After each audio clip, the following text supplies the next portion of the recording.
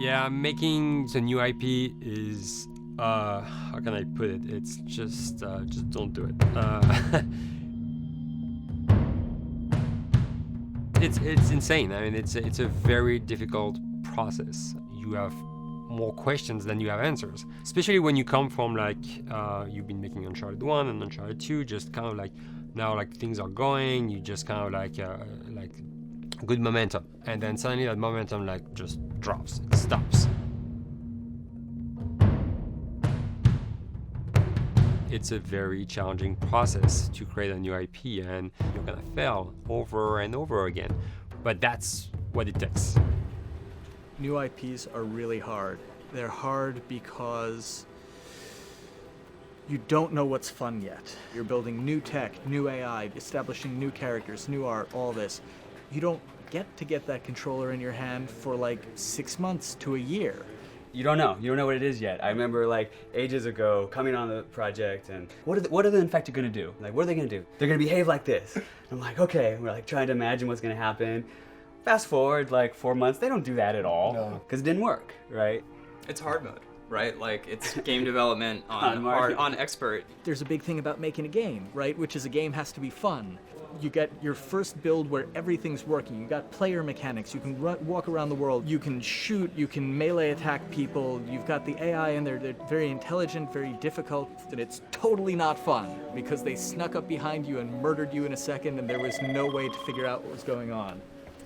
We're making a game, by the way. Hey, James.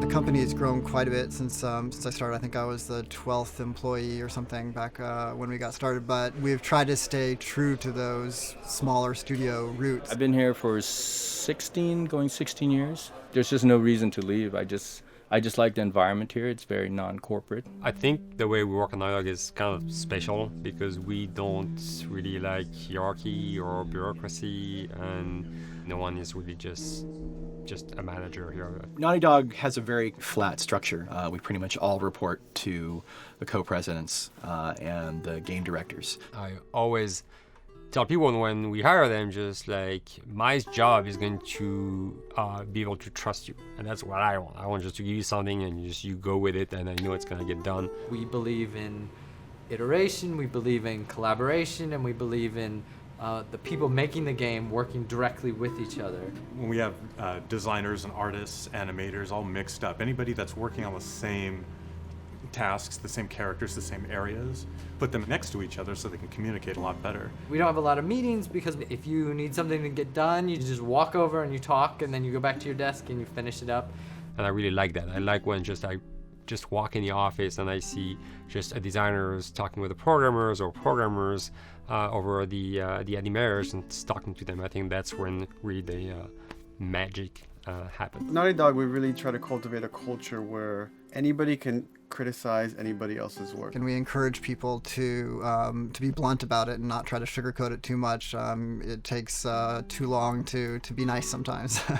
It's not personal. It's based on more like how can we make a better game. We want everybody to have a voice. We want to cut out all the bullshit if we can, making sure that people are making decisions not based on ego, but what is going to benefit the game. When you see that people trust your opinion and that they value it, it's such a great feeling. You really feel like you're working as a team on a collaborative effort. We want to sort of remember where we came from and you know why we were successful then, and try to continue that success now. We make games. That's what we like to do. Back when Uncharted 2 wrapped up and we decided that we were going to build the second team and create a new project, we kicked around a lot of ideas. One of the very earliest ideas was to go back to Jak and Daxter. It's really near and dear to us. We really love those characters in that universe, and we think that there are some interesting stories still to be told there. We started to realize that it was not going to do justice to the franchise that the fans had fallen in love with. It would be shifting it so far in a new direction that we felt that effort would be more justified in developing a new IP. Neil and Bruce came to Christoph and I and said they wanted to do a post-apocalyptic game. I think the core essence of what they wanted to do, though, was to try to tell a story about two people and how their relationship evolved over the course of the entire game. That potential, oh wow, there is something very special about that game. This is going to be polished. Like, you're not sure if it's gonna work or not, and you have doubts. And like, should we be doing a game like that? Should we be doing a first-person shooter? Whatever. Like, you ask yourselves all those questions. And the creative director and the game director are the core of the team that have to really see eye to eye. That's why you have that balance between like Bruce and Neil's gonna try to push just the story and the characters, and Bruce is going to try to push that with just the gameplay as well. And so it's kind of like those guys are just trying always to find the right balance between the two. It's a very dedicated process. We feel that the interactive medium has an untapped potential to touch the feelings of the player. You have that connectivity, the fact that I'm actually in the world and participating in what's happening on the screen in front of me gives us some sort of advantage to make you feel connected with what's actually happening. At Naughty Dog, that's what we're trying to do, is pair story and gameplay together. If we can make you feel like you're actually with these characters on that journey, and you're invested in those stories and those characters, then you're feeling, in theory, the same thing that they're feeling. As the story evolved and took different shapes and different forms, the thing that was always there was Joel and Ellie. And because of that, everything kind of grew out of that relationship.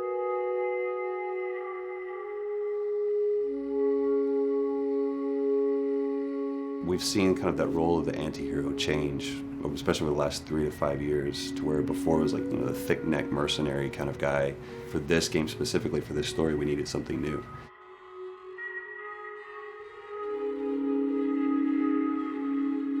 The reason we didn't want to make Ellie Joel's daughter from the get-go is because it wouldn't have anywhere to go. Of course, at that point, he'd be willing to do anything for his daughter because that is what a dad would do for his daughter. They didn't even know each other at the beginning of the story. Then we start from scratch, and it's almost like the player has the same relationship to Ellie as Joel does. And we could take our time to build that relationship between these characters, and if we do it right, then the player will be feeling that same growth that Joel does, and we're kind of mirroring that emotional relationship between the two.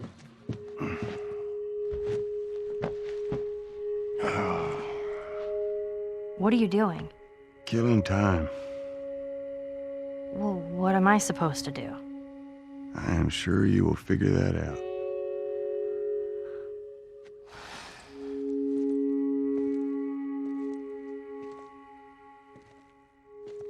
Your watch is broken.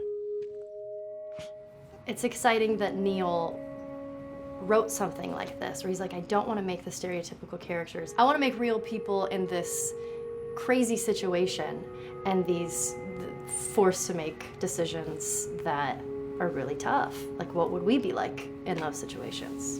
I mean, we weren't consciously trying to pick male or female for characters. You just try to pick characters and just be honest with who they are. It almost doesn't matter, right? Joel's daughter could have been Joel's son. Ellie could have been a boy, and Joel might have been Tess. You could have swapped those roles, and I think the story would have still worked. The focus on female strength, it's so unique. You get to see what's so powerful about a woman through all of these female characters, which makes this game wonderful and unique. There's a crew of Fireflies that'll meet you at the Capitol building. That's not exactly close. You're capable. You hand her off, come back, the weapons are yours. Double what Robert sold me. Speaking of which, where are they? Back in our camp. We're not smuggling shit until I see them. I want Joel to watch over her. Whoa, I don't think that's the I'm not best going Ellie. with him. How do you know them? I do think having a strong female character, especially like Ellie, is so rare in video games. And as a gamer, and more specifically a female gamer, it's frustrating to me because I'll see sort of the stereotypical female character where she's amazingly beautiful and huge boobs, and she's there to be either the love interest or just because they're like, well, we need to throw a chick in here. We've seen the strong woman or we've seen the weak woman. We haven't necessarily seen the empowered woman from this kind of standpoint. And there's that beautiful scene where Joel finds her inside the house and she's reading through this girl's journal going, is this really what they used to worry about? What shirt do I wear and what boy am I gonna go out with? You know, and to be met with those first world problems that we deal with every day and go, how trivial is all of this? I think it's gonna resonate a lot, not just with, you know, a female audience, but with a male audience as well.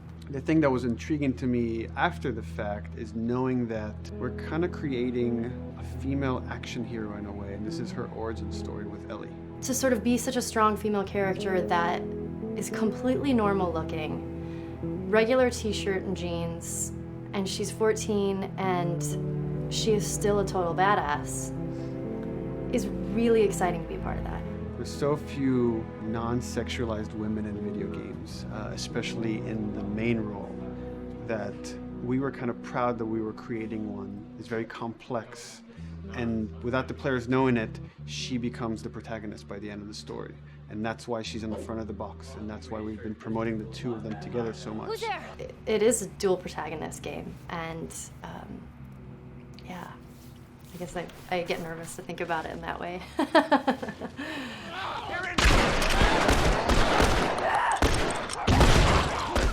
We couldn't talk about it. In fact, in interviews we've been lying about it, saying you never play as Ellie because it was so important for that to be a surprise.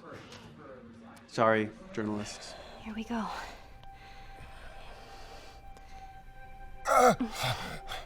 Sorry.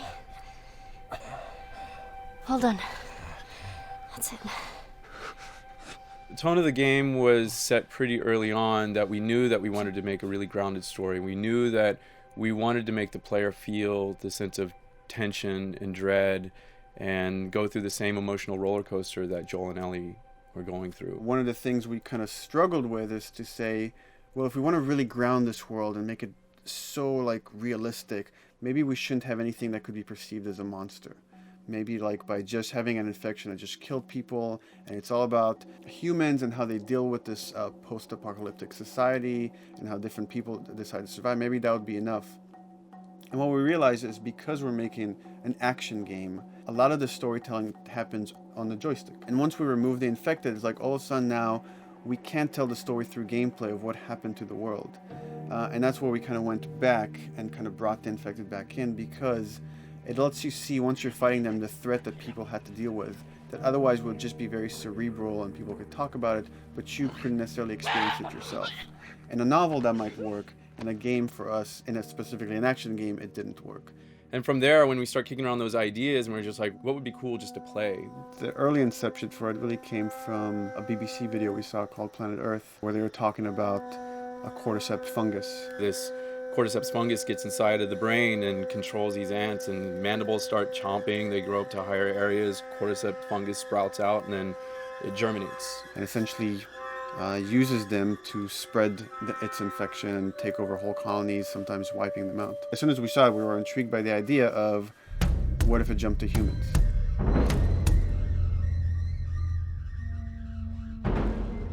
So what would happen? How would people react? What would happen to society? As we're trying to develop the look of the infected, we went through so many different iterations, some that looked really alien and subhuman, some that looked just essentially like zombies, and we couldn't find like an original place for them. But one of our artists just did this kind of photo mashup where he took a bunch of images of diseases or images of fungal overgrowth, and he kind of mashed it all together and he threw it on this person. It was a very iterative process, making sure that the fungus felt properly integrated, like it was part of the body, growing out of the body. And not just fungus growing in the head, but it's tearing the face apart, cleft down the middle, this gaping maw of a mouth with the crooked teeth. And it's in great agony as its humanity and its brain is still somewhat functioning. Maybe you still have some human cognitive abilities or thought process back here. This isn't some decaying corpse on the ground. This is a living thing that's going to be coming after you in the world. The fungus is always the focal point. So you can see from a distance, oh, this guy's infected. I can tell straight away. In fungus, they have these beautiful saturated colors, and we really like that conscious of this something so horrific that it's going to like stop at nothing. It's relentless force of death, and yet elements of it are beautiful. It's not just about gore. It's not just about everything about it being scary, because to us it's actually scarier when things on it are somewhat benign or somewhat beautiful. It was evident that we were onto something that was quite a bit different and something that we hadn't really seen before, which was eerily human but very disturbing. And it seemed so creepy and so unique that right away we gravitated towards it, and it's like, this is our base infected. Everything should kind of come out of this look.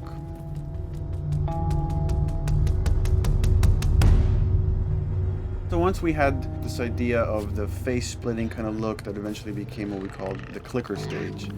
We went to great lengths to create a full biological cycle for these things. So in the early stages, you don't actually see too many signs of the fungus surfacing out of the skin. It's kind of underneath it, like people have lumps starting to show. The eyes will be kind of cloudy or lopsided because the fungus kind of originates inside the head.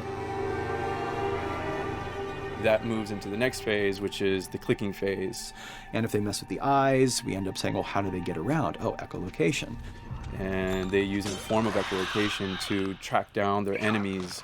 Just like bats, or even some blind people can see by making a clicking sound, a sound that on its own wouldn't be very scary. And then to associate it with something that people in this world are very fearful of, so that as you're exploring an environment, all of a sudden you hear this click, and you're seeing everybody just get frightened, just everybody duck, everybody hushes. Oh, great.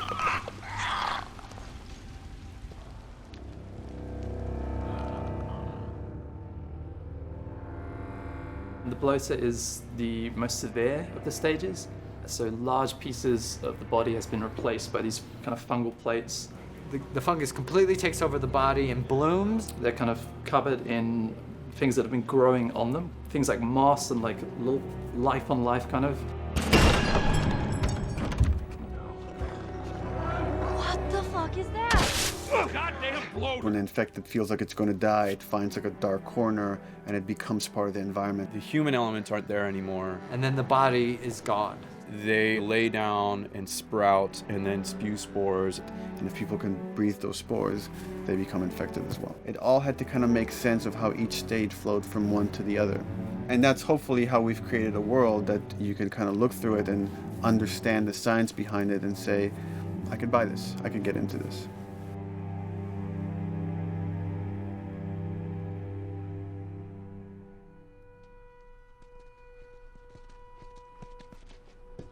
Mandatory evacuation. Evacuate to where? What do you think? Quarantine zone. See, some places got a heads up before the infection showed up. Most didn't. Over the course of Joel and Ellie's journey through this game across America, you find all these different societies, all these different enclaves, and you get to see how do they deal with the infected. Without the manifestation of this infection, you can't have these people making those interesting choices.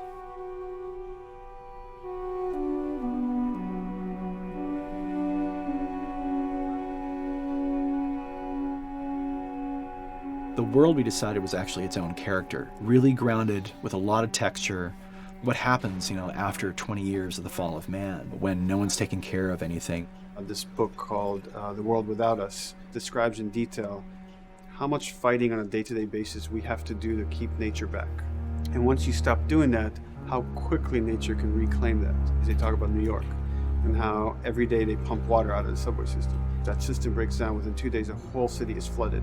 And once water gets introduced, then structures collapse pretty quickly. Trees will sprout and wind will carry those seeds over and gutters get clogged. And then when it rains, water fills up and then pretty soon you have vegetation growing over there. And once you have vegetation, concrete breaks pretty easily for when there's a tree and roots breaking through that. Even some of the stuff we did on Uncharted, you know, exploration of how temples were ruined.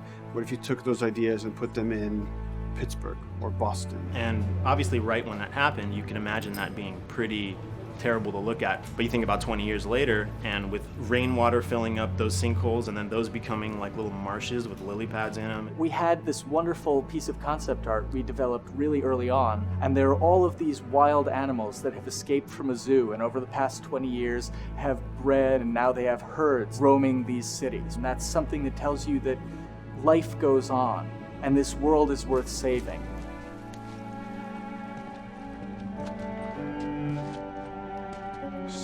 Don't scare it. I won't. There's something really pretty about nature reclaiming its domain once we are gone. So fucking cool. We have another level of OCD, of the logic goes into some of these environments. Water damage seeps in, and then that creates some little moss growing on the floor, or a tree radiates energy from its base, and that over time starts to melt the snow around it. And that's the reason why you'd see those like rings of leaves showing through in the snow. That gives it that extra, you know, believability. This is pitch art. I'll try to start with an idea that conveys sort of the feel of the environment. Something like this, very brushstrokey, very painterly. You can see not a lot of detail, just energy and conveying a mood. This is sort of just a conversation starter, and then this would be more of an actual space. So you start talking about, is this too tight of a space right here? Would the player even fit through there? Do we even want to include water? Those are conversations you start having a little bit later.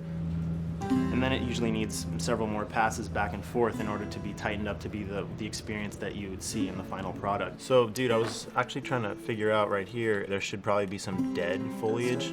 It might be cool to see some of the dead stuff around the edges of the green, or like even spilling out into the street. Maybe what we do is, in some of these areas, we use it as like a transition from the actual concrete to the side of the building. So like they're almost sitting on top of a bed of dead foliage, like that really rich kind of like orangey brown color. Sienna or something would be nice. Something real cheddary. That's how you know you're done. The end product often ends up being stronger because that bouncing back off somebody else gives you a result that maybe you wouldn't have even thought of in the first place. All right, here's the bridge. That's our way out of here. As far as concept art goes, definitely the ultimate goal is just helping everybody as much as possible. Me and the background artist will work together. I'll often just go to them because they've got like a really, really good like visual imagination.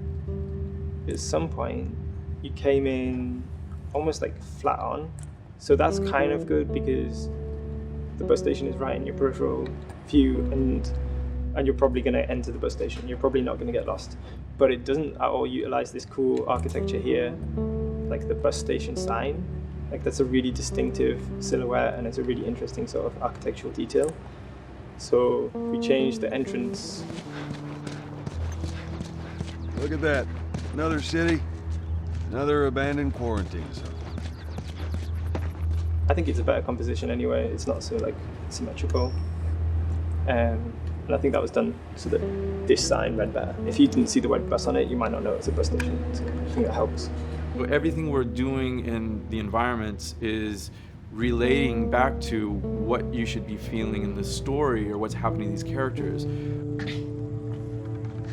So is that everything you hoped for? Jury's still out. But man, can't deny that view. Come on, this way. When we first came up with Ellie and Joel, we had this idea in our heads of who they would be, but we didn't necessarily know the voice. It took us a while to find our Joel, but for Ellie, I think Ashley was the second or third candidate to walk in, and right away we knew. Yeah, you know Why are you so scared all of a sudden? Because I'm a coward, okay? So just get your shit and let's get out of here. Damn it. I'm not like her, you know. What? You think I'm gonna end up like your daughter? The way she delivered the lines, the way she just embodied that character, is like, that's Ellie, there's no question about it. I saw the character artwork and I related to her a lot. I mean, she's kind of a tomboy and she's kind of tough, and I mean, obviously I'm not 14, and I think that's the main difference between the two of us. I read the scenes and I was like, I need to play this part. You want to be my hero? Forget the whole bit about saving my life. Find me a stack of these bad boys instead. Where'd you get that? Back at Bill's. I mean, all this stuff was just lying around. And then once we had her, we said, okay, well, we're going to do another round. And we're going to have Ashley this time in the casting sessions. The chemistry of these two characters was imperative to get right. Troy was a really interesting casting for Joel because when you see Troy, he doesn't look like Joel at all. You know, he's so handsome and he had like, you know, the frosty hair and totally looked like Final Fantasy. And so I'm like, yeah, I don't know. He's like this tall, pretty. It didn't seem right. I walked into the room fully aware that I was the youngest person that they were seeing for this role. There was a line that was in the audition side that says that Joel has few moral lines left to cross. And so that became the anchor point to the character. But then as soon as he spoke and he had the grit in his voice, warm, yet kind of dangerous. And his movement is just like you bought into it. Why are you so scared all of a sudden? Because I'm a big coward, okay? Now pack up your shit and let's go. God damn it. I'm not her, you know. What? You think I'm gonna end up like your daughter? Lily, you are treading on some very thin ice right now. It was Ellie and Joel. after he read, it was just like that was it. I've done some video games in the past, but to be handed the mantle of a franchise like this was a pretty big honor. Is she alive? She's alive. She's David's newest pet. Ah! Where? In the town. She's in the town. You mark it on the map. It better be the same exact spot your buddy points to.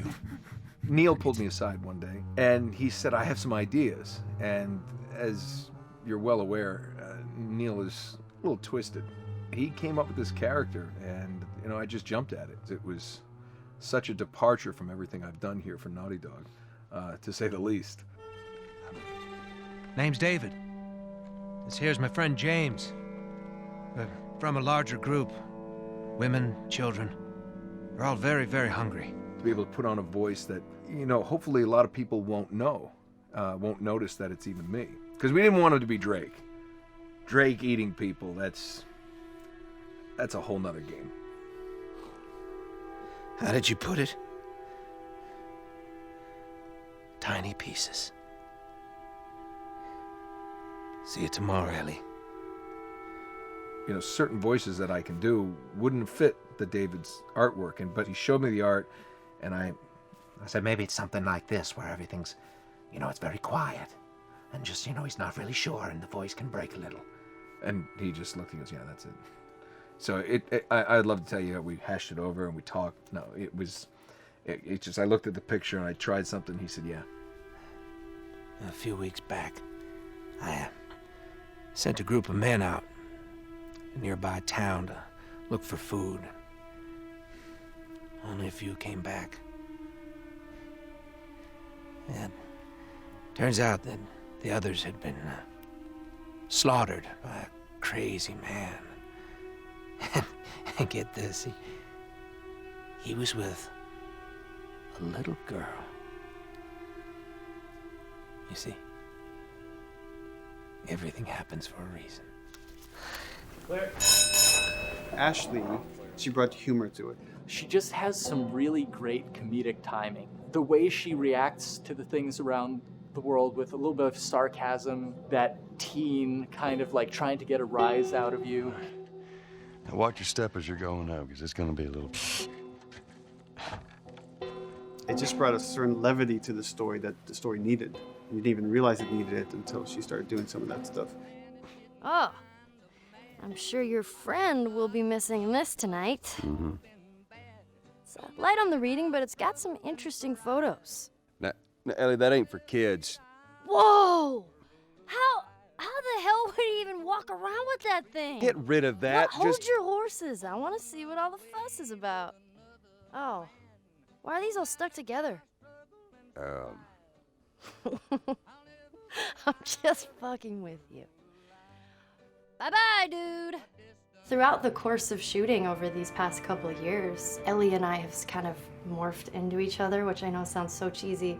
Neil always asks, he's like, well, what would you do in this situation? I think the most important thing that Ashley brought is a sense of capability to Ellie's character that wasn't there in the beginning. The very first thing we shot involved her being pulled out of a car and attacked, and Joel was supposed to go save her. It was written that Ellie sort of was just kind of watching on the side, just waiting till he was done, and I was a little frustrated because I was like, well, if this were real life, I would do something. We did a couple takes, and at some point she walked up to me and she said, I feel like I'd hit him. So we added in a part, like, right there off the bat, she's not just this damsel in distress. Right there, she wanted to fight back from her very first day of shooting. We didn't have it right initially. She needs to be more capable than initially we thought she would be, and actually that made us go back and rethink combat and rethink a lot of the areas in the game. And now she was going to take a much more active part.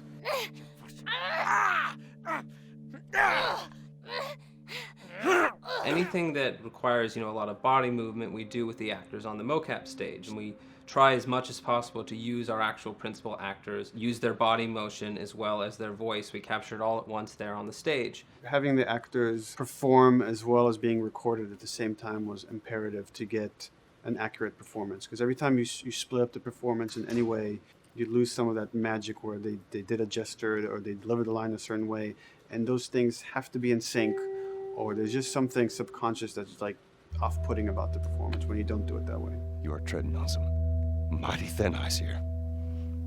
I'm sorry about your daughter, Joel, but I have lost people too. You have no idea what loss is. Everyone I have cared for has either died or left me. Everyone fucking except for you.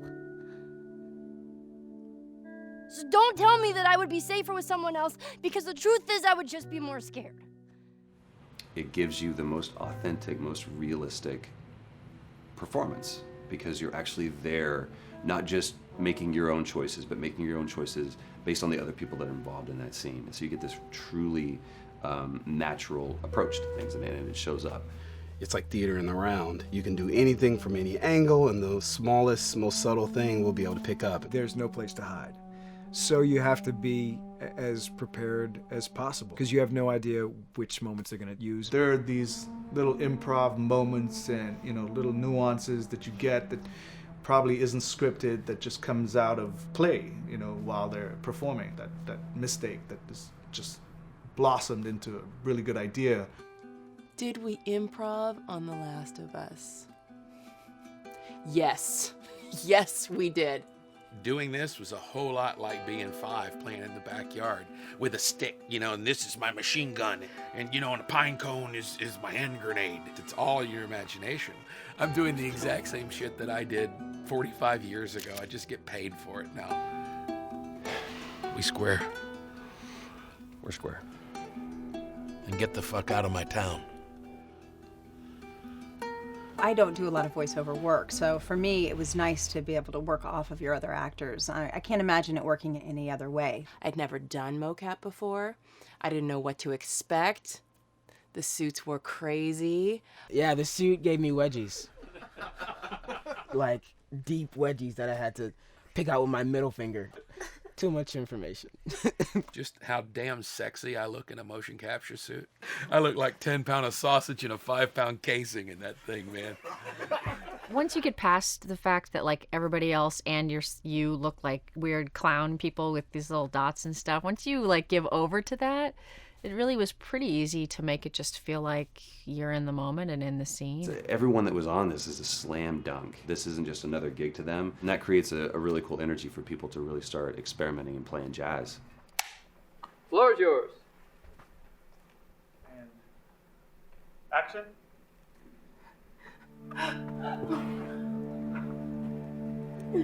Get the fuck off of me! Oh, let her go. Don't worry, this is fixable. But I can't come with you. Well, then I'm staying. Ellie, I want Joel to watch over her. Oh, no. Bullshit, I Ellie. won't go with him. I could just take her to the North Tunnel and wait for me there. Jesus Christ. Just cargo, Joel. How do you know them? You know, we craft the scene out until it has a good feel, and then we pass it off to animation to clean it up. Real life motions don't necessarily always translate into gameplay. There's something that's usually missing, so we have to, you know, maybe enhance the gesture or enhance the shoulder movements or a breath that you want to be able to feel, but you don't really see it, so you can't really feel it unless you see it. Is everything all right? Yeah, everything's fine. I could have him lean in here a little bit more, like this, take his hand down. When they're on stage, they don't necessarily have windows, you know, so that weight of like really pushing and leaning in, it's something that we would have to accentuate. You know, give him a little bit more weight on that turn, or put his head down a little bit more. There's a lot of dialogue that gets said between the two characters. We have to bring that alive through animation, and we have what we're using as gestures. Why would they mow down all these people? Can't let everyone in. If you turned off the sound, you'd know that they were talking to each other. And that really helps accentuate the relationship that the two have together. We have certain animations that play in the beginning of the game on Ellie. She's traveling with Joel, who she doesn't really know. There's a lot of gestures to make her look nervous, just her overall stance. Later on in the game, they develop a relationship through the animation, not just the dialogue. You can see that she's more comfortable around him. If that reads well with the player, then, you know, we're doing our job.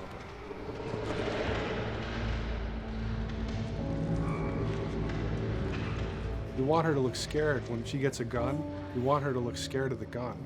So if she's gonna aim, she wouldn't be like super trained aim. She would be more like some scared.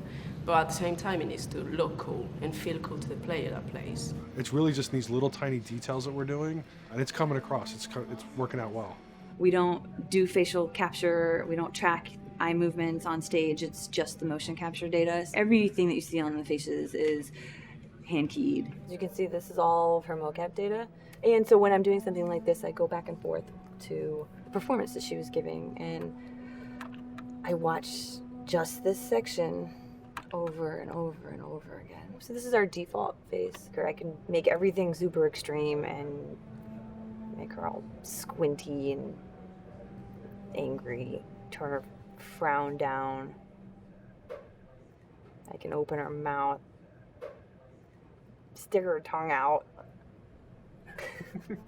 It's listen, watch. Okay, where's her mouth at this point? Like, is it open? Is she making like a grimace? About Tess.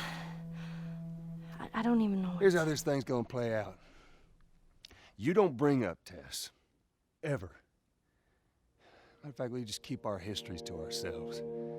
We shoot all of it to just get the body motion, and then we'll do a second pass with the cameras. The scene's playing back on an overhead projector, but it's also playing back on a monitor that's attached to my rig. Sean and I would go to the stage and motion capture the camera filming the scene, and so he would get a whole wide shot, a whole close-up for the whole scene. You know, you can change your lenses, you can use your standard 35, 85, 50s, whatever, all that sort of live action camera cinematography, you can apply it on stage.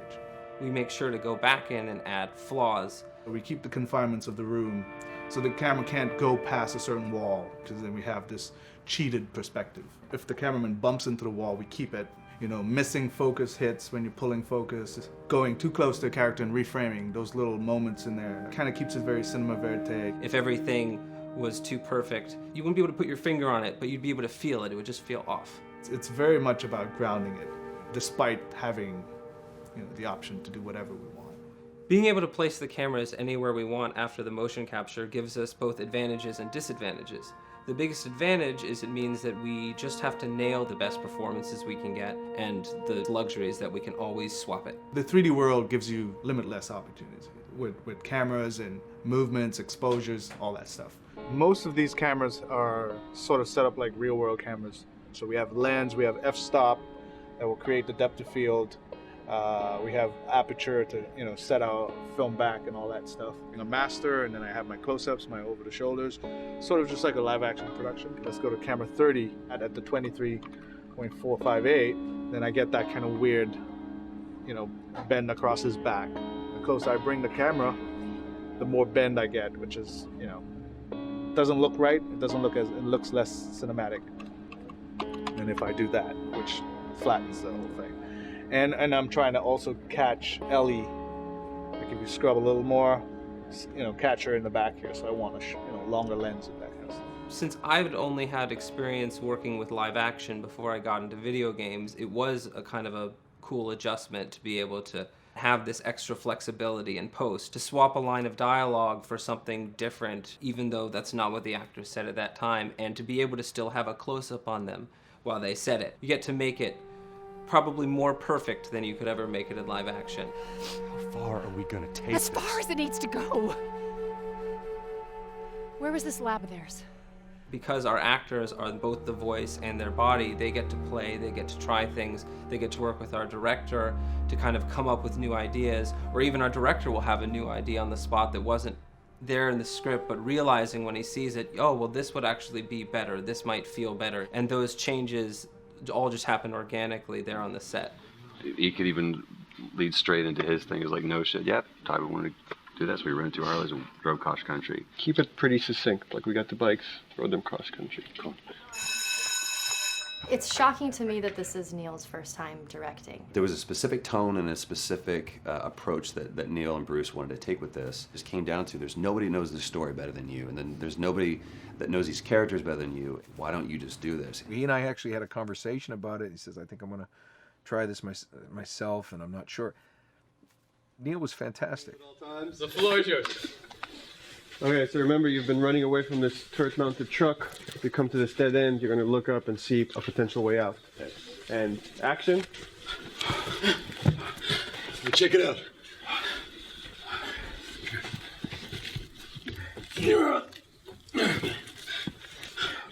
I mean, his writing is honest, and it's dangerous, and it's natural. And I love his economy of words. He doesn't hit everything on the nose, so it leaves it open for you to interpret and bring some nuances and things like that. The entire process is collaborative, but really it's led by Neil's willingness to change and flow and decide something doesn't work, fix it right there in the moment.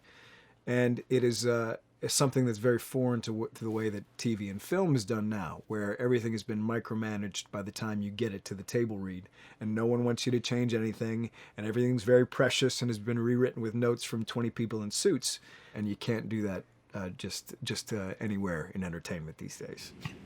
Yeah, I want to make sure. I think I swung too far over to this way, and now it's a little bit of making jokes about it, and I need to bring it back to center a little bit.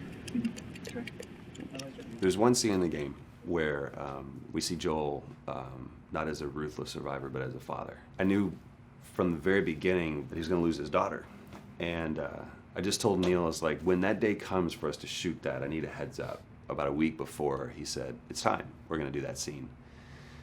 I was like, okay, because I knew that I was going to have to go to this place that you don't really want to go to as an actor. You want to find some aspect of reality that you can empathetically draw from, Troy and I were both kind of just like walking around for a while and just kind of getting into the zone, and well, my grandpa died when I was 8. He was like my dad, and so that's always what I use to get into that place. I started recalling all those memories and starting pulling up all those feelings, and they're just right underneath the surface. When I walked back in, everyone realized that something was different. They kind of calmed down, You could feel the energy just drop a little bit more. It was brutal. I lose my shit. I mean, just completely break down. Please don't do this, please, God, no. Oh, God, no!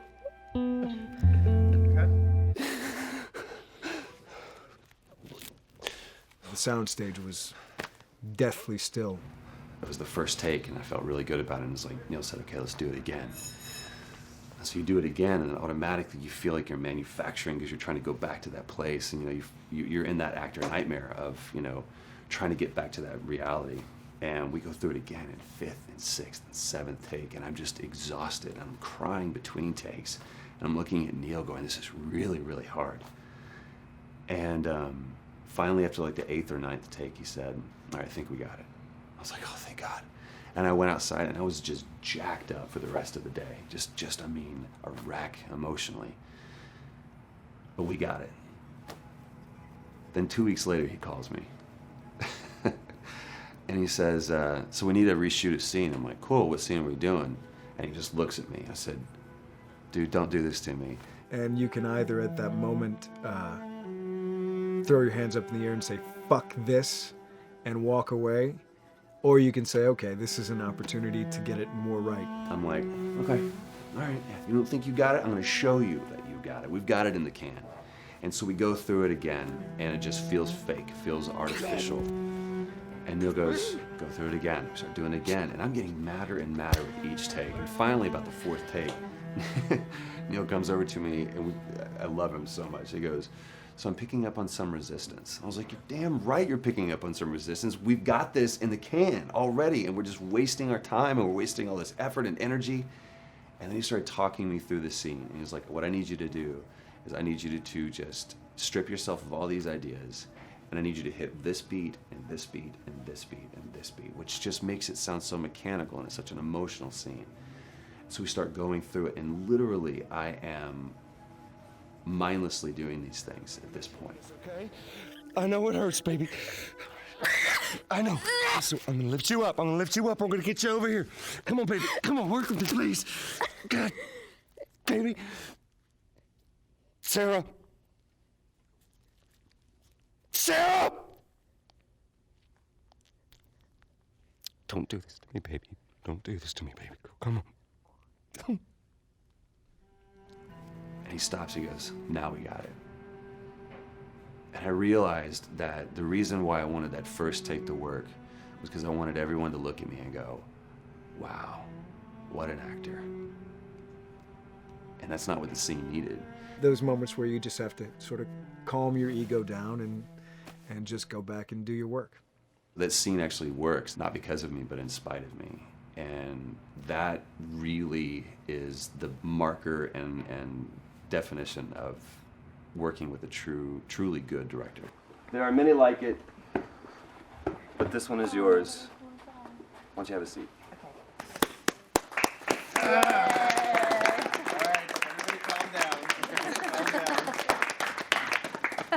Thanks, guys.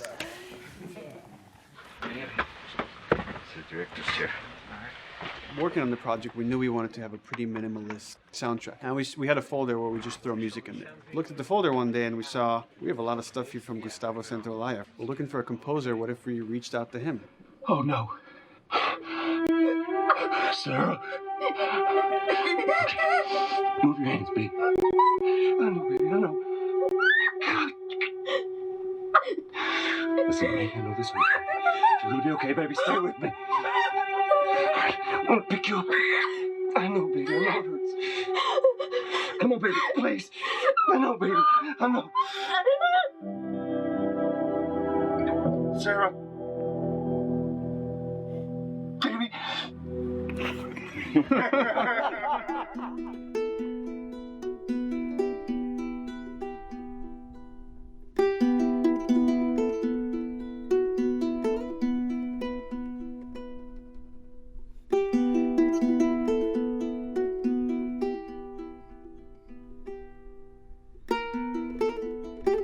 My life has been and still is kind of like a road movie. I grew up in Argentina. I came to the United States in 1978 because we had a horrible political situation in Argentina. We had a military dictatorship where 30,000 people disappeared at the hands of the government and many other more were tortured, and I was blacklisted. It was just impossible for me to keep on living there. I've been in jailed many times since I was probably 15 years old just because I had long hair and I play an electric guitar. So I had to embark on this trip.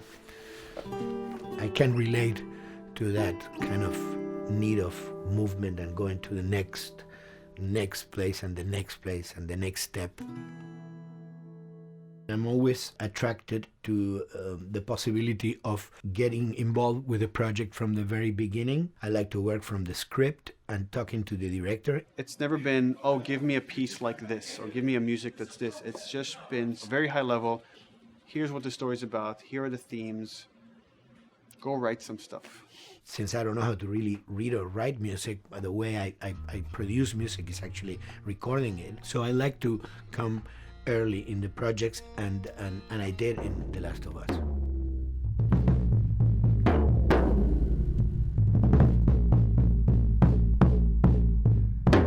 one thing that was fantastic from the very, very beginning was the freedom I had to try and to do whatever I felt could work, you know? As the story was still being written, you could listen to this piece of music and just get a sense of where this needs to go tonally, because the music was still inspiring the story. So that was the great thing of having the music written so far in advance. And at the beginning, I mean, I was going really out with some things, and sometimes some of those things were the ones that they liked the most, you know? So I really felt very motivated to work, and I enjoyed immensely working. It was this very organic back and forth experience where one element was inspiring the other and vice versa. I needed to go into some more dark places, more textural and not necessarily melodic.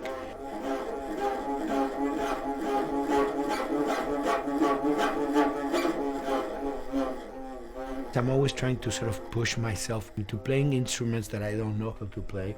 There's an element of danger and innocence. Lennon once said, you know, give me a tuba and I will be able to do something. I'm an artist. I should be able to do something. I like to put myself in that situation.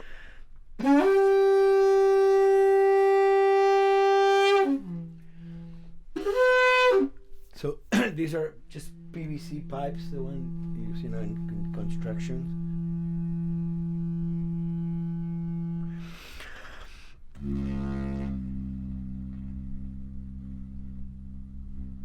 Or instruments that I know, kind of twist them. From the concept of the prepared piano, you know, I mean, I've worked with prepared guitar to stick things into the guitar and things like that. And also in The Last of Us in particular, I work with a detuned guitar. So I really tune the guitar extremely low. And the result is, you know, strings that are very loose and will produce not only sound, but produce noise. Because I believe, you know, every environment has its own sound. We have in our, you know, small studio, we have actually the possibility to record almost anywhere, including the bathroom, and we have done some fabulous recording, especially in the kitchen. When you score to picture, which is something that I don't do, then you know what you're going to expect. But when you provide people with music, like I've done in all the films that I've done, and then you see it, how the director decided to use that, you know, in what particular way he uses it or where they edit it. It's always fascinating to me. I watch a scene and I'm going, you know, it's fantastic how they use this piece. I would have never, of all the music that I've done, probably I would have never used this piece there, but it works, you know, great. So I like that feeling of collaboration.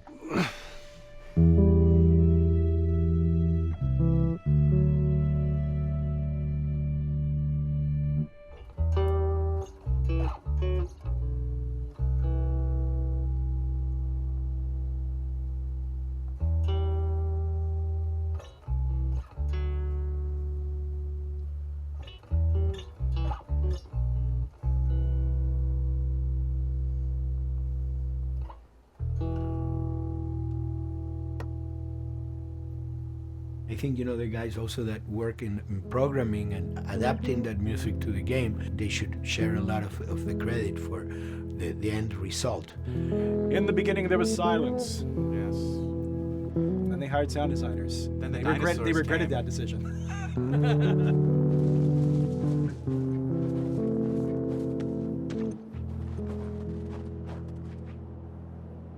Hold it steady. Ha! Got you! In a much quieter environment like that, we really had to fill out the soundscape with much more natural sounds, much more detailed, delicate sounds. The tension comes from the lack of sound, in a way. Your brain is thrown off because where I expect to hear buses and crowds, all of a sudden I hear wind and leaves rustling. Again, it's creepy and beautiful at the same time because it's almost like I'm going on a hike, but I'm in a downtown area.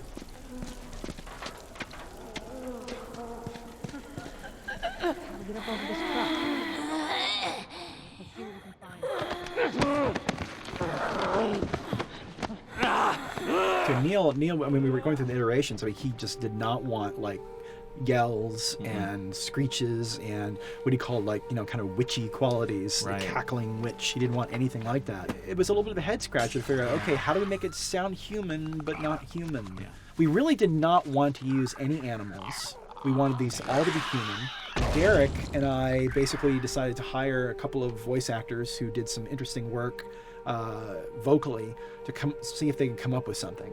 And we worked with this girl, Misty Lee. She started giving us these really great screeches. And that's no process. Yeah, that's just her voice. And it started going into this little click. We also used a little bit of Phil's voice.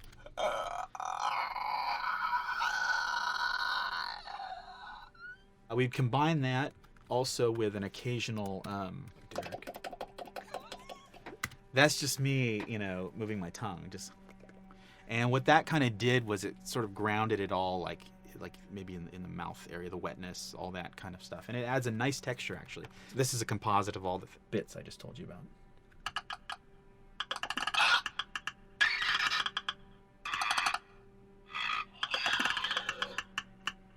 Sounds like a Snapple bottle. Oh, the lid? Like the lid, yeah. That's a good idea. Fuck, where were you guys months ago? Why didn't we think of that? Why did we think of that?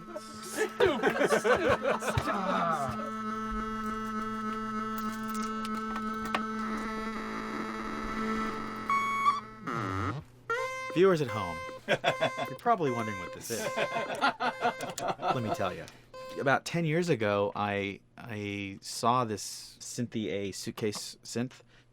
I wanted to get one. This finally arrived in January, just in time to start using. I thought, well, what can I do with this?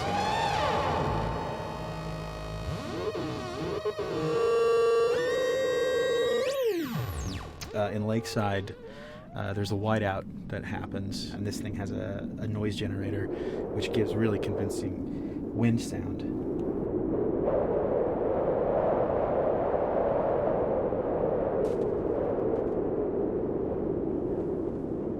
The military still has technology. There's sirens and alarms, so I wanted to try some new concepts.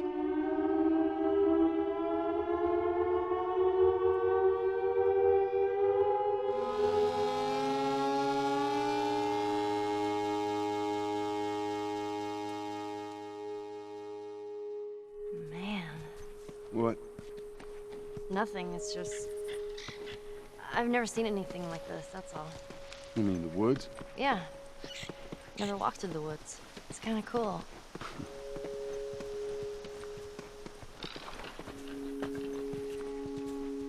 We consciously take in consideration lighting in the beginning. Most of the game, we don't really have any real man-made light sources, so everything is naturally lit. In the past, we could use a lot of artificial light, but in a world that has no electricity, We have to hide most of the time, and that requires getting very close to certain assets.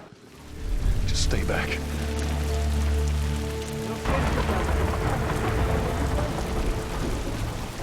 Otherwise, can't. Detail's expensive, and if you build up too much of it, you end up running into technical problems, right? Your engine slows down. When the frame rate goes down, everyone can bring up the profiling tools and see which parts of the frame actually cause the drop of the frame rate. This is the profiling tool. These are all the SPUs. Here's the GPU, and then here's the PPU. You can see here's the main process and here's all the sub-processes, and you can see, tells you how many milliseconds and cycles it's taking. The programmers are whiz at modifying this stuff and realizing, oh my God, why is this thing so big? We're taking 10 milliseconds on this thing. And then that's when they come over and find somebody and hit them over the head with a club and be like, why are you doing this? I love, we put the 30 frames per second goal because that's what we shoot for. Someone nicely put the 60 frames per second goal. It's like, yeah, we're not gonna hit that. Lighters usually can come up with different lighting setup that still looks great, but is less costly in terms of performance. Did you talk to the character artist about her hand? So her face is getting a lot of spec, but then her arm is just like bone dry. You think something we can tweak in shader? We'll have to send back to character team Michael to take a look. I can play with the lights and see if that's creates more spec. Yeah. I've never ever focused so much on lighting and how much sensitivity there is to that here. One of the first lighting scenarios I had to do was like 7 a.m. like overcast. And I'd like wake up early and like take photos with my phone. What color are the shadows, what color is the light? It is a master's course unto itself of how to deal with ambient lighting because I've never had to use it so much. Man, this is kind of sad. What is? All this music that's just sitting here. No one's around to listen to it. I don't know. It doesn't seem right. All the characters cast soft shadows onto the environment. Even when there is no direct sunlight or no direct light sources, we still have nice fuzzy shadows. When you're walking down the hallway and you see your soft shadow goes along with you projecting on the wall on the environment, that make everything look real.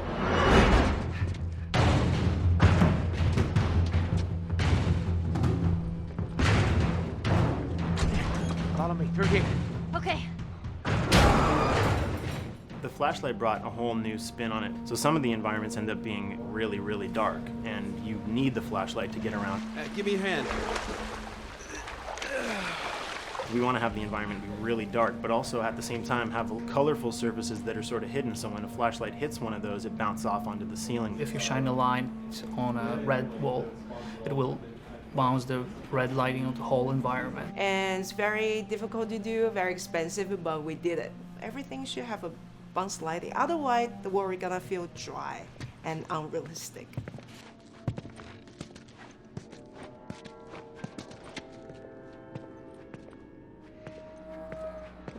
I guess this is where the assholes sleep.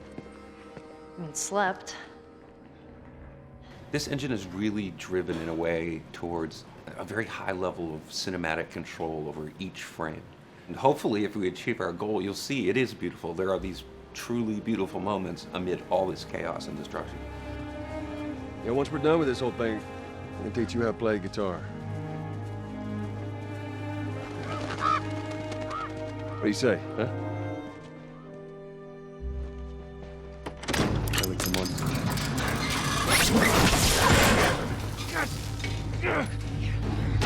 I got you.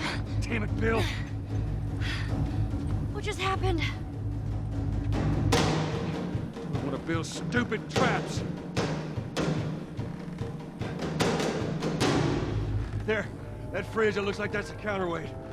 Okay. The story really dictates sort of the arc of the overall pacing.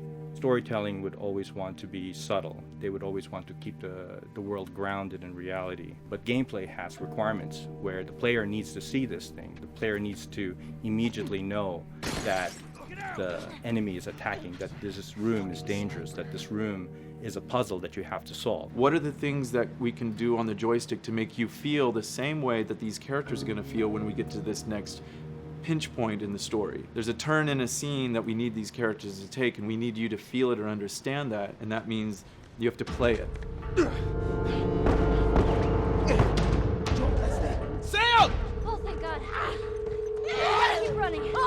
Doorway, over there. Run!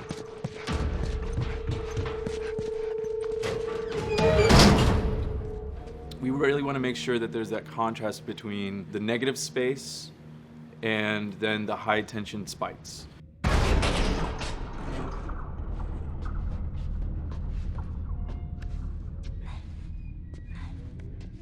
A lot of times we won't play music, or we'll play very minimal music just to let you know kind of the state, whether you're still in stealth or combat has broken out. Hearing someone's footsteps or hearing a person breathing on the other side of the door has so much tension to it.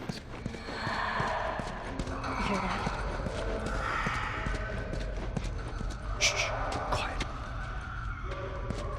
You feel the tension of the world, make you question whether you want to engage with these guys or kind of try to stealth around them. That's another reason why we don't have traditional cover in the game. You smoothly move around everything, contextualizing with the environment, but you're never locked down.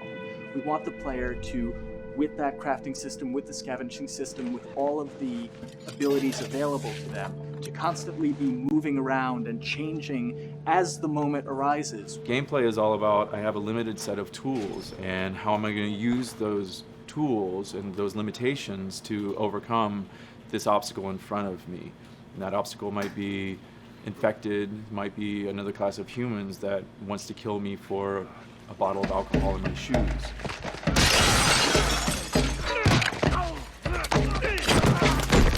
It was important for us that we don't underplay the violence, because then the threat doesn't seem as real.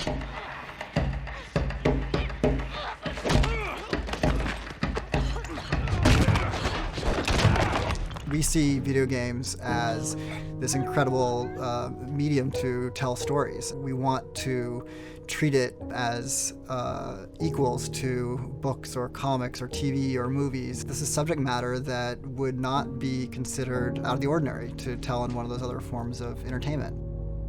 Fucking hunters. See, this could have been us. We wanted you to buy just the desperation of these people and why they're behaving this way, because it's so brutal. And at the same time, we didn't want to make it so over the top, stylizing it, so then it doesn't become as real. It was important for us actually to hit that middle ground where it's kind of disturbing. That glint that's happening on that curvature, it'd be good if there was a way that we can guarantee that from this angle, we're seeing it. But really it's flat. Overall too bright and opaque. Yeah, looks like paint. Yeah, see, the blood on the ground works really well. It's something about the other shader is messed up in this environment. We got to fix that to unify the look. Shouldn't make you giggle or laugh or any of that. You should be kind of appalled by what you have to do, but you understand why you're doing it.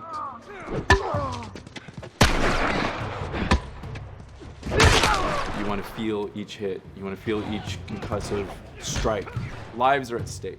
You want a death animation to have impactful performance, not just have a guy keel over in a ragdoll. In real life, a guy hitting a guy takes a half a second, but in the game world, you want that to be as instantaneous as possible. I lived my whole life in this very ugly test level. I basically just fight dudes in here all the time. Almost every move is divided between like an intro and a swing. And one of the many things I have to end up doing is like counting frames and being like, okay, on frame 18, I want you to get out of here. I want you to be able to start moving.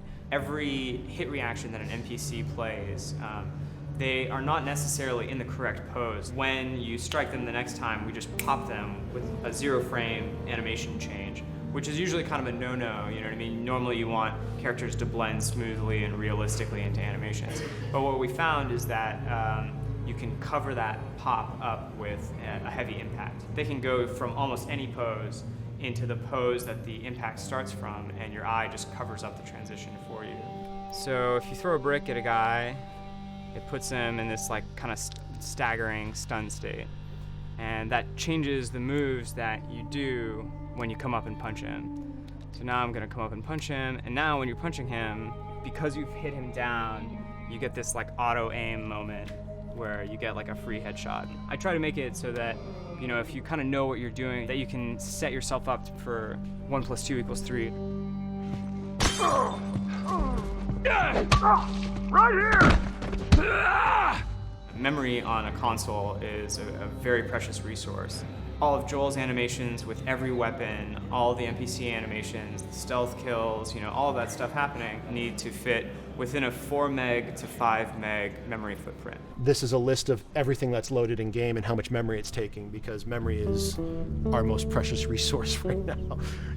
So we have a level, we call it the bookstore, it's in Hunter City, and this is a zone, for example. So when I set an AI to this zone, he will never leave its boundaries. I want guys to guard this exit where you have to go through, so I'll zone a couple guys around there to make sure that they, you know, they can fight you and use all this cover, but they want to stay around this door. This is another key component of the AI, is what we call the nav mesh. This defines the overall play space of where an AI knows he can or cannot go. Hey look, that's where a cover used to be, and there's a hole cut out for it. I gotta fix that. Here's some other wonderful things. See these little red polygons? Yeah, that means they're not linking right for some reason, so that means they can't really walk through here properly. It's a bug, and I need to fix it. Welcome to my life.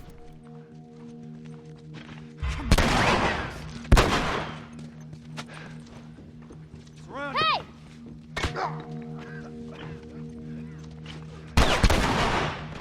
If you look at a lot of games, NPCs are usually only alive for, a few seconds before the player ends up shooting them and then they're dead. We want our guys to be much more dangerous and much more threatening, which means they have to be alive for longer. They need to exist in the world for longer, which means you as the player can witness them acting out their behaviors for longer.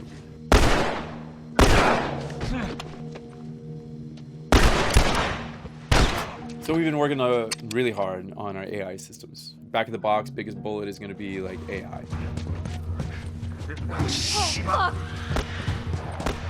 So we tried a number of different prototypes with the buddies, including having Ellie be super independent of you. She would try to flank the enemies, get behind them, or get between you and them. And a lot of times those decisions should surprise you, just like a real person, a real character would surprise you. And we discovered after many different prototypes, the best thing for her to do generally is to stay very near you. You need the exploration, you need the scavenging, you need something to say like, okay, if we just crank it to 11 the whole time, then it's pinned up there and there's no time to breathe, no time to assess or analyze, and no time to really contrast. There's no way of shifting the pacing.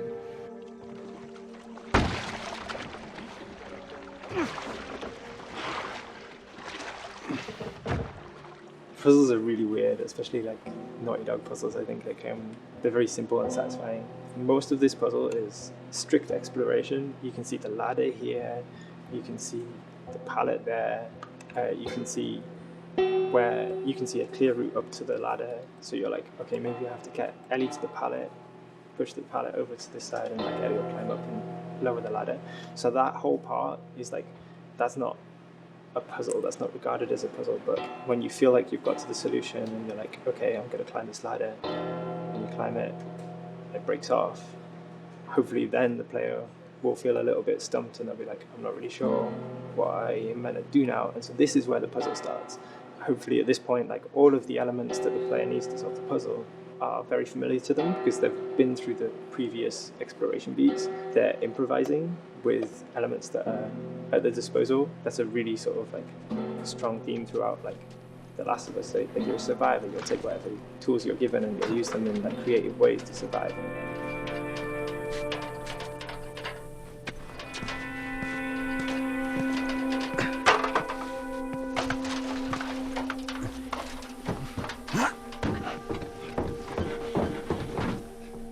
We set out to create something kind of new to Naughty Dog, this crafting system. Our lead designer, Jacob Minkoff, he got this book of like the survivalist handbook and homemade munitions and all sorts of funny stuff. Just start reading about, okay, if I was just wandering around in a collapsed society, this world, what stuff that seems like I could find? Alcohol and sugar, you know, if you want to make a smoke bomb. It's difficult to balance the right amount of resources against what you think the player's going to need and making sure that the player feels like they're getting just enough to survive, but not too much that they feel like they're a powerhouse. We wanted you to be forced to make some choices in the world that showed how depleted the resources were. So if there's a particular point in the story where the characters are having a particularly difficult time surviving, then we want you as the player to be finding fewer items, farther apart, harder to survive. We will item starve you at the same time that those characters are feeling starved and worn out. Then you expose something to them. Oh, here's a cache, and if I can just get into that cache. Oh, look, there's a wealth of things in here. God, I was so worried. My health was low. If I had run into a combat, because it's always that thing in your head, it's that Hitchcockian thing about the danger that you see is less meaningful than the danger that's in your head.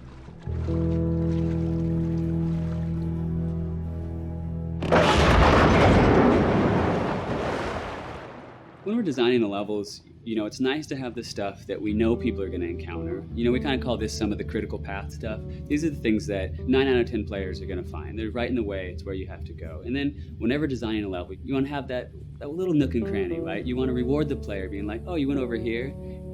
And then you also want to have that other second nook and cranny.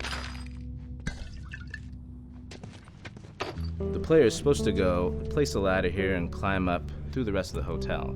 But what they can also do is shimmy across this area, and I place a really cool like upgrade kind of off the beaten path to reward players for exploring. So if they come all the way over here, they're going to get this really cool training manual It's a funny little bit of trivia. The HUD system, not the menus, not like when you hit start and stuff, but the actual HUD system where you see the reticles and stuff, was literally created for an E3 demo early in Uncharted 1, and that's been our HUD system, the foundation of our HUD system for the last 4 games. First time in Naughty Dog's history, we hired Alex. She's awesome, and she's got a really good understanding of UI and how it applies to games. The thing that I hate about any game's UI is when it pulls you out of the game for too long.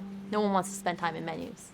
Nobody loves UI, if we're being honest. Like, weapon slotting has probably gone through more iterations than any other system. The stuff that we finally ended up implementing, you press select, you get into this menu, then you D-pad left and right through the slots, and then D-pad up and down will change the weapon, and then just, you don't have to press X or anything, you just select out of it. When you're still, like Joel is here, that's fine, but then as soon as you get into an actual situation, so I'm gonna go over here and cause some trouble. Okay, so here they come, oh god. All right, so now I'm out of ammo. Now I need to like get back in that menu. I have to like run away from them, get into the menu, get out of it.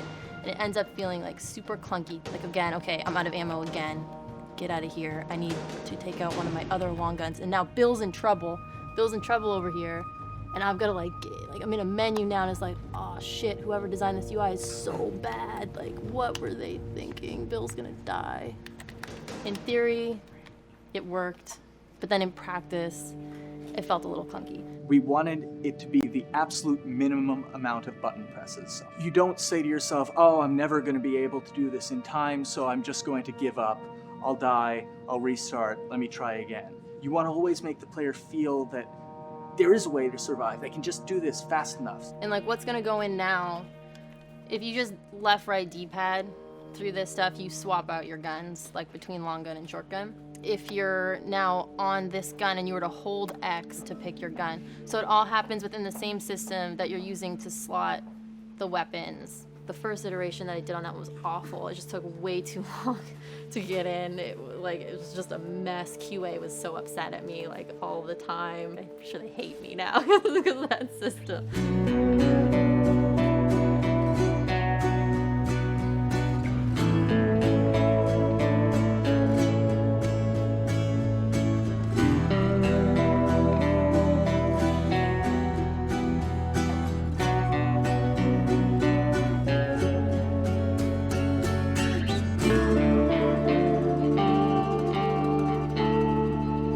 I think the way the industry is kind of maturing and changing in general, you're seeing a lot more focus and importance on refinement and polish. So having internal QA really helps. The industry is kind of changing from QA being this like tighten up the graphics on level 3 bro kind of vibe to like really being a more technical, mental, investigative job. On the publisher side, it's more reactive towards the code being delivered in a stable, controlled environment. Whereas on the developer side, especially at Naughty Dog, we are going beneath the art and the design. We're given enough weight where we can go up to somebody and be like, look, you have to fix this. Why? Come over, I'll show you. That kind of feedback, I would love to be able to say like, that was us, but it gets so diffused throughout the iteration process that you're just kind of like adding your I guess like genes into the gene pool and then just seeing what happens, you know what I mean?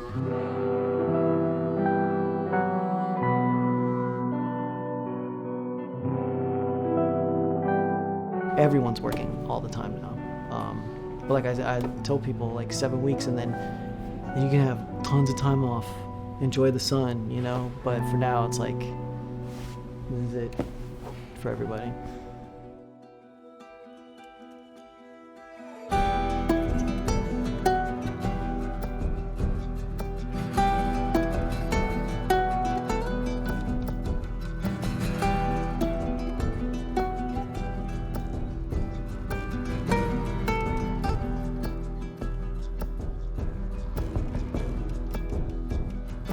Crunching has been as part of making games. I feel it's human nature, right? If I'm gonna have a guest at home that's gonna come for a couple of weeks, I'm probably gonna clean their room just the day before they arrive, right? And I think it's the same thing. It's just like everything comes together at the end. I personally enjoy crunch. I think you get this like absolute laser focus because it has to come together.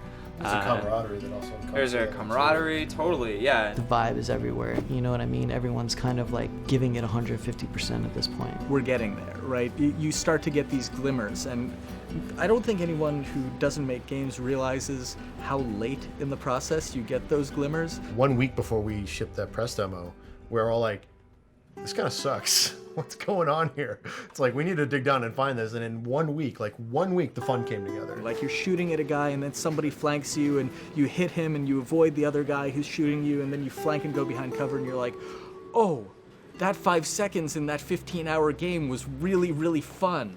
How do we make that 5 seconds happen thousands more times? My favorite video game is making video games. It is as challenging and as complex and as interesting. If we had to like try all the things that didn't work, what's hard about Crunch? It's like marching through that swamp of it not working.